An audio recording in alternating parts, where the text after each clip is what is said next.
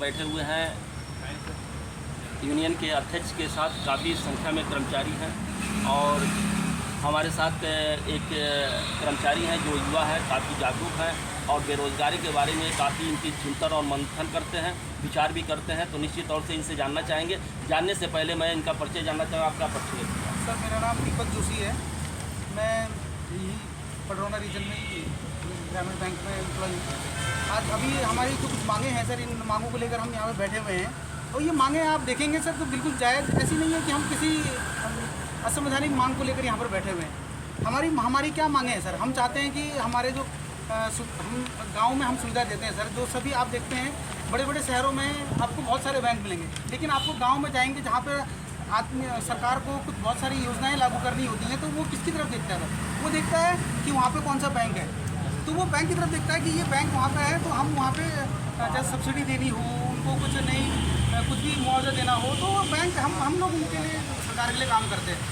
तो ऐसी कठिन परिस्थिति में आप देखेंगे कि सर मतलब कभी इंटीरियर में हमारी ब्रांचेज हैं, न वहाँ पे अच्छी सुविधाएँ हैं, न टॉयलेट है, कर्मचारियों के लिए कोई सुविधा नहीं है। कर्मचारी बहुत दूर दूर से वहाँ पे जाते हैं। लेकिन इस बार हम सब 3 सालों से इंतज़ार कर रहे थे कि बैंक वैकेंसी देगा, तो बैंक ने इस बार भी हम जैसे 1 तारीख को इसका नोटिफिकेशन आया था IBPS का, तो उसमें देखा हमने कि बैंक ऑफ बड़ौदा द्वारा जो प्रायोजित बैंक है, ये सिर्फ उत्तर प्रदेश में नहीं सर, गुजरात हो गया, राजस्थान में भी बैंक ऑफ बड़ौदा द्वारा प्रायोजित बैंक ग्रामीण बैंक है, तो वहाँ भी इनकी 0 वैकेंसी इन्होंने रिपोर्ट करी है।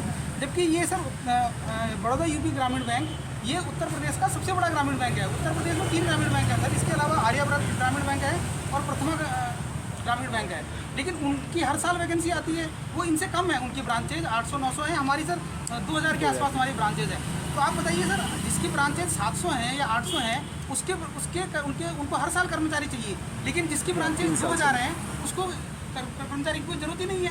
अच्छा, बेरोजगार युवाओं के बारे में अभी चर्चा कर रहे थे, उसके बारे में जो बिल्कुल वो कंपटीशन कर रहे हैं, पढ़ रहे हैं, लिख रहे हैं और अपने माता पिता का जो है पैसे का इन्वेस्ट कर रहे हैं, उनके बारे में सर आप देखेंगे कि छोटे छोटे गाँव के लड़कों का सपना रहता है कि हम भी मतलब पढ़ाई करेंगे तो उसके बाद किसी अच्छी जॉब करेंगे, बैंक की तैयारी करेंगे।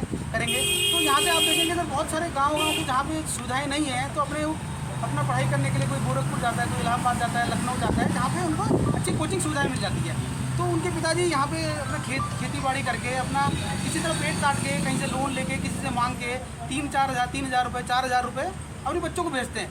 तो उनका बच्चा भी ये सोचता है कि यार मेरे पिताजी मेरे ऊपर इतना इन्वेस्ट कर रहे हैं, उनको मुझसे उम्मीदें हैं, तो मैं कुछ आगे मतलब मैं उनकी उम्मीदों पर खरा उतरूँ और अपने समाज के लिए भी कुछ करूँ, अपने घर वालों के लिए भी कुछ करूँ। लेकिन जब वो इंतज़ार करते हुए जब देखता है, जब नोटिफिकेशन आता है, तो वो देखता है कि उत्तर प्रदेश में तो कोई वैकेंसी नहीं है, तो सर वो क्या करेगा? वो देखता है कि यार कहाँ से भरा जाए, मैं जो है MP, मैं मध्य प्रदेश में वैकेंसी है, मैं मध्य प्रदेश से भर देता हूँ। तो उम्मीद पर जो है दुनिया टिकी हुई है। आज तमाम जो है हमारे कर्मचारी जो है हड़ताल पर बैठे हुए हैं, हमारे साथ जो है युवा बात कर रहे हैं और बात के दौरान जो है काफ़ी पीड़ित दिख रहे हैं और ये तो स्वयं को जो है अपने माता पिता के लिए गौरवान्वित हैं कि निश्चित तौर से आज हम सर्विस में हैं, परमानेंट हैं और कर रहे हैं, कुछ कार्य कर रहे हैं। लेकिन उन बेरोज़गारों के लिए भी ये बात कर रहे हैं, बेरोज़गारों के लिए समस्याओं को भी उठा रहे हैं। तो सर जो है ये जो है समस्या को जो है बहुत सारी समस्याएं हैं और आज के डेट में इस शासन काल में जो है तो बहुत समस्या है। सर देखिए, बेरोजगारी और महंगाई की समस्या तो देश में इस तरफ तो सबसे ज़्यादा बढ़ी हुई है। तो बेरोजगारी कम करने के लिए सरकार ने तो जैसे एक बहुत अच्छा वो था कि सर बैंकिंग की सुविधा, बैंकिंग में क्या होता है, आप बहुत जल्दी एग्ज़ाम होता है और आप एम्प्लॉय हो जाते हैं। जैसे और जो सरकारी जैसे उत्तर प्रदेश में किसी भी गवर्नमेंट उसमें आज फॉर्म भरते हैं 3 साल 4 साल 5 साल लग जाते हैं। तो बैंकिंग में लोग थोड़ा ये रहता है कि आप तैयारी करेंगे तो 1 साल के अंदर आज आपने फॉर्म भरा तो 1 साल के अंदर आपकी नियुक्ति भी हो जाती है। तो लेकिन जब बैंक प्रबंधन ये जब नियुक्ति का समय आया तो देख रहे हैं कि इसमें वैकेंसी नहीं है कोई भी ना। सभी बैंक में रिपोर्ट करी है, ये बैंक ऑफ बड़ौदा द्वारा प्रायोजित है, तो बैंक ऑफ इसमें कोई भी रिपोर्ट नहीं है। और IBPS की जो भर्ती होती है सर, वो जो नेशनलाइज बैंक होते हैं उसमें भी बैंक ऑफ बड़ौदा ने पिछले 2-3 सालों से कोई वैकेंसी नहीं दी है। आप बैंक ऑफ बड़ौदा की शाखाओं में जाएंगे, आपको 3 साल पुराने ही सारे वहाँ पर कर्मचारी मिलेंगे, नए कोई भी आपको मिलेगा नहीं वहाँ। 3 साल पहले के कर्मचारी मिलेंगे, नए नहीं मिलेंगे, ये बहुत बड़ी विडम्बना है। और हमारे साथ काफ़ी आपसे बातचीत हुई और बातचीत के दौरान जो है ये संकेत जो है मैनेजमेंट और उत्तर प्रदेश सरकार और महंगाई पर थोड़ा बहुत संकेत डाले तो शासन को ये इसके बारे में सोचना पड़ेगा।